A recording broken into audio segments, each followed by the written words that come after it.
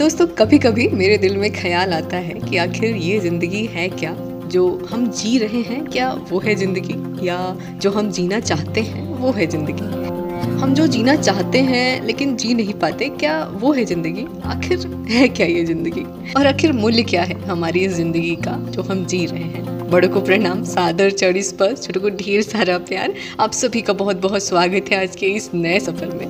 दोस्तों, एक बार की बात है, गौतम बुद्ध अपने शिष्यों को जिंदगी से जुड़ी कई अच्छी बुरी चीज़ों का ज्ञान दे रहे थे। सभी शिष्य ध्यान से उनकी बातें सुन रहे थे, लेकिन उन सभी शिष्यों में से एक शिष्य ऐसा था जिसे प्रश्न पूछने की बहुत आदत थी। वो उठकर गौतम बुद्ध के पास गया। उसने कहा, आप हमें जिंदगी के बारे में जो कुछ भी सिखा रहे हैं उस सब का क्या फ़ायदा, क्योंकि हमें तो यही नहीं पता कि हमारे जीवन का मूल्य क्या है और ये जीवन हमारे लिए कितना कीमती है। अपने शिष्य की ये बात सुनकर गौतम बुद्ध अपने कक्ष में चले गए और एक चमकता हुआ पत्थर का टुकड़ा लेकर आए। वो टुकड़ा उन्होंने अपने शिष्य को देते हुए कहा कि मैं तुम्हें इस जिंदगी का मूल्य तभी बताऊंगा जब तुम इस पत्थर का सही मूल्य पता करके आओगे, लेकिन ध्यान रहे तुम्हें ये पत्थर किसी को भी बेचना नहीं है। वो शिष्य बाजार की ओर चल पड़ा। सबसे पहले उसकी नजर एक फल वाले पर पड़ी। उसने वो पत्थर फल वाले को दिखाया और पूछा कि आप इस पत्थर के बदले कितने फल दे सकते हैं। फल वाला बोला कि ये पत्थर कुछ खास दिख तो नहीं रहा, लेकिन फिर भी मैं तुम्हें इसके बदले 10 केले दे सकता हूँ। वो शिष्य उस पत्थर को लेकर आगे बढ़ गया सब्जी वाले के पास। सब्जी वाले से उस पत्थर की कीमत पूछी तो सब्जी वाले ने पहले उस पत्थर को ध्यान से देखा, फिर बोला कि इस पत्थर की कीमत के बदले मैं तुम्हें ज़्यादा से ज़्यादा एक बोरी भर के सब्जियां दे सकता हूँ। वो शिष्य वहाँ भी नहीं रुका। सोने के व्यापारी के पास उस पत्थर की चमक देखते ही सुनार ने उसकी कीमत 100 सोने के सिक्के लगाई, लेकिन शिष्य के बेचने से इनकार करने पर सुनार उसके बदले 200 सिक्के देने को राजी हो गया। लेकिन फिर भी उसने पत्थर को बेचा नहीं और वो पत्थर लेकर अब वो एक हीरो के व्यापारी के पास गया। उस पत्थर को देखते ही हीरे का व्यापारी बिल्कुल आश्चर्य हो गया। पहले तो उसने एक साफ कपड़ा बिछाया, उस पत्थर को उस कपड़े के ऊपर रख दिया, उसकी परिक्रमा की और हाथ जोड़कर कहा कि तुम जिसे मामूली पत्थर समझकर कीमत पूछ रहे हो वो तो असलियत में एक बेशकीमती रूबी है। ऐसा रूबी हर किसी को नहीं मिलता। यदि मैं अपना सब कुछ बेच दूं ना, फिर भी इसकी कीमत नहीं चुका सकता। शिष्य ये सारी बातें सुनकर बिल्कुल हैरान हो गया। दौड़ा दौड़ा गौतम बुद्ध के पास आया और बाजार में हुआ सब कुछ उसने बताया। उसकी अचरज भरी बातें सुनकर गौतम बुद्ध बोले कि तुम्हारे सवाल का जवाब इसी रूबी की कीमत में छिपा है। दोस्तों, हमारा जीवन भी ठीक इसी रूबी के जैसे है, बिल्कुल बेशकीमती। लेकिन इस बात को हम हमेशा नज़रअंदाज करते हैं, इसके मूल्य को नहीं समझते, दूसरों के जीवन को मूल्यवान समझते हैं और उनके जैसा जीवन जीने की कोशिश में अपने जीवन की कीमत को कम कर देते हैं। हम ये सोचते हैं कि हमारी ज़िंदगी की कीमत वही है जो दूसरे हमें बता रहे हैं, लेकिन दोस्तों वहाँ उस समय हम ये बात बिल्कुल समझ नहीं पाते, भूल जाते हैं कि सामने वाला व्यक्ति अपनी सोच की सीमा, बुद्धि, समझ और अपने अनुभव, अपने जीवन के प्रति दृष्टिकोण के हिसाब से ही हमारी कीमत लगा रहा हो। तो चलिए बस इसी पॉजिटिव थॉट के साथ आज के दिन की शुरुआत करते हैं।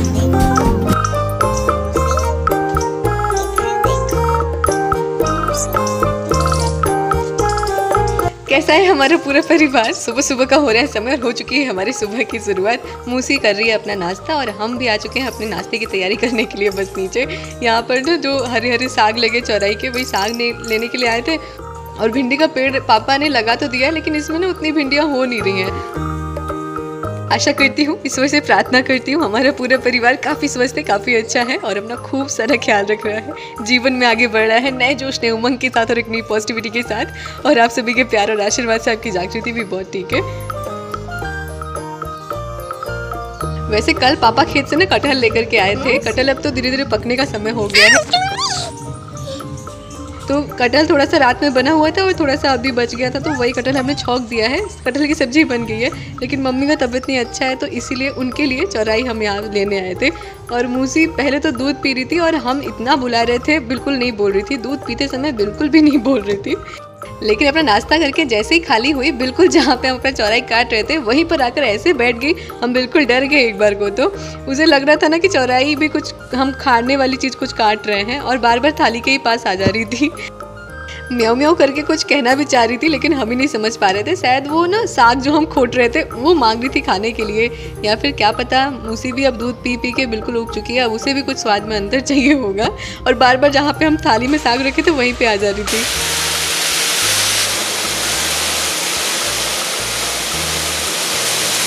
और ये है कल दोपहर का समय, जब हुई थी बिल्कुल झमाझम वाली बारिश। इतनी उमस भरी गर्मी के बाद, इतनी चिपचिपी गर्मी के बाद ऐसी झमाझम बारिश कितनी सुकून देती है ना। और बारिश जब होता है तो बाहर देखने में कितना मज़ा आता है, कितना अच्छा लगता है। आसमान में देखना चिड़िया कैसे जल्दी जल्दी अपने घर को जाती है, पेड़ों को कितना आनंद आ रहा होता है ना कि चलो आज नहाना हो गया हमारा। पूरे एक साल के बाद पेड़ों को मिलता नहाने के लिए। अच्छा, प्रकृति का नियम भी कितना गजब होता है ना, ये खुद ही अपना सब कुछ करती है, बिल्कुल बिल्कुल परफेक्ट तरीके से। इसे ज़रूरत भी नहीं होती हमारी मदद की, और अगर हम ध्यान दें तो प्रकृति का हर काम बखूबी बिल्कुल समय पर होता भी है। हर चीज़ अपने समय पर, जब ज़रूरत हो तब। आपको पता है बचपन में ना हमें बारिश का मौसम बहुत अच्छा लगता था, अभी भी लगता है लेकिन बचपन में कुछ ज़्यादा ही लगता था। और इस मौसम में कहानियाँ पढ़ना बहुत मन करता था, कहानियाँ पढ़ने का।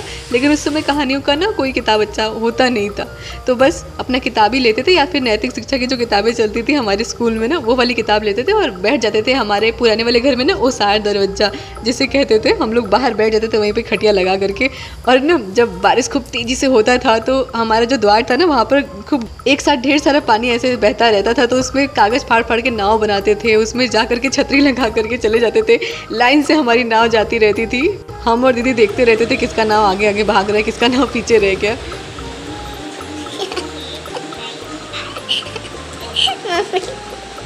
और कल जब झमाझम बारिश हुई ना, तो मम्मी भी हमारे साथ पढ़ाई लिखाई करने के लिए बैठ गई। हम और आदू तो पढ़ाई करने लग गए, मम्मी को अच्छा ही नहीं लग रहा था, मम्मी अकेले हो गई, उनका मन नहीं लग रहा था, तो हमने भी मम्मी को दे दिया होमवर्क और बन गए हम टीचर।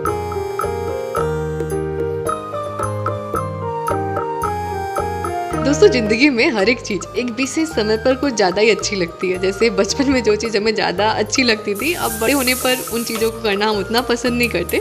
ऐसा नहीं रहता कि बड़े होने पर वो सारी चीज़ें बिल्कुल ख़त्म हो जाती है, ऐसा भी नहीं रहता, वो रहती हैं, लेकिन उस समय ना कुछ ज़्यादा ही रहती हैं। शायद इसीलिए कहा भी जाता है कि ज़िंदगी का हर पल ऐसे जियो जैसे कि आखिरी हो। फिलहाल हम वापस आते हैं अपने आज में और अपने किचन में।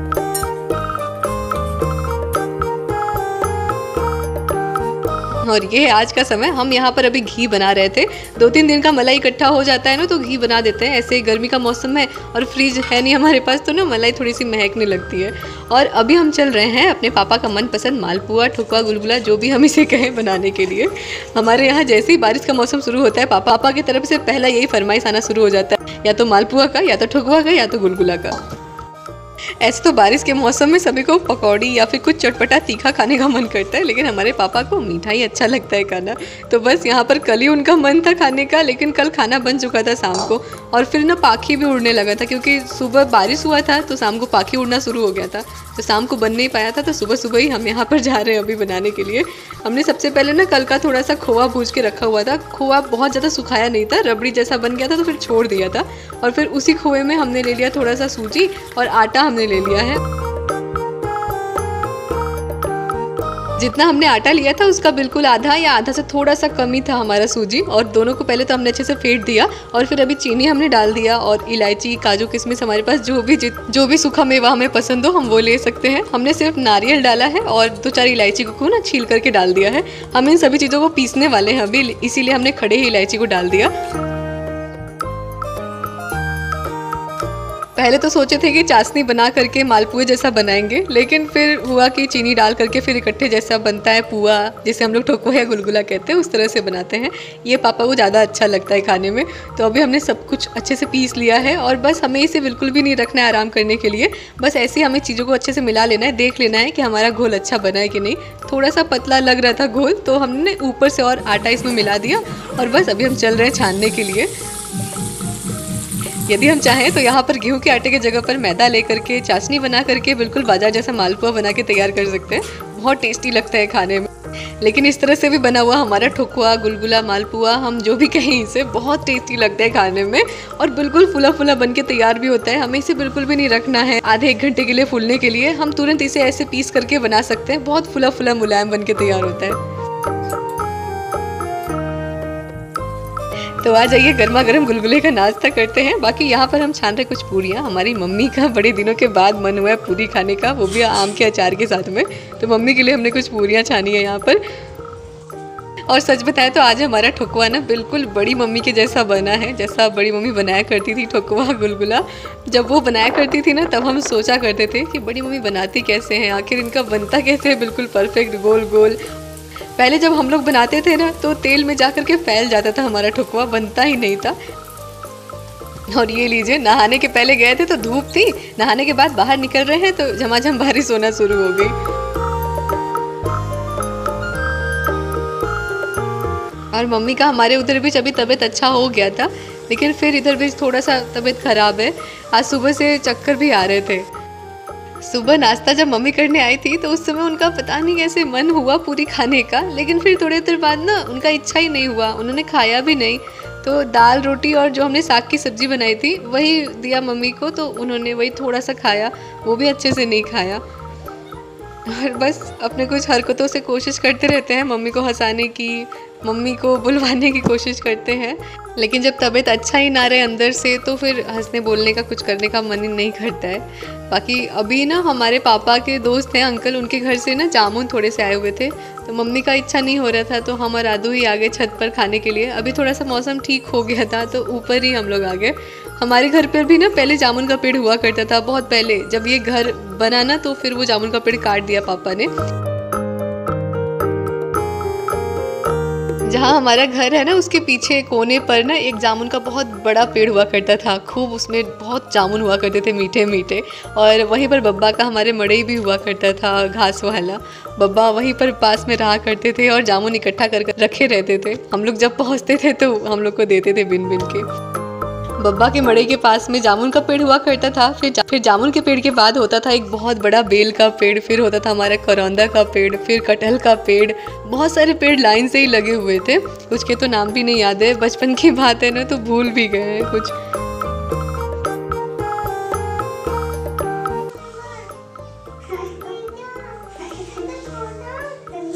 बाकी अभी यहाँ पर आदू हमें टकले करने की तैयारी कर रही है। बहुत दिनों से आदू हमारे पीछे पड़ी हुई थी, नीचे के जो थोड़े बाल पतले हो गए थे ना उसको काटने के लिए, और आज हमने बाल धोया था, इन्हें मौका भी मिल गया। अच्छा, एक बार बाल काटना शुरू किया कि पूरा बाल काट दिया, और फिर थोड़ा बहुत जो बचा हुआ था वो ऊपर नीचे थोड़े से कट गए थे बाल, उनको छांटने में चला गया।